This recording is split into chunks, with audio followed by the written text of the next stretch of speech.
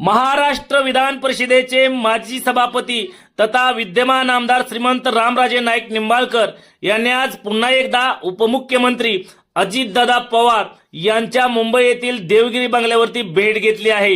गेल्या काही दिवसांपासून फलटण येथील राजे गट तसेच श्रीमंत रामराजे नाईक निंबाळकर यांची आणि उपमुख्यमंत्री अजितदादा पवार यांची जवळीकता आता वाढत चालली आहे। या भेटीचा तपशील अद्याप समजला नाही।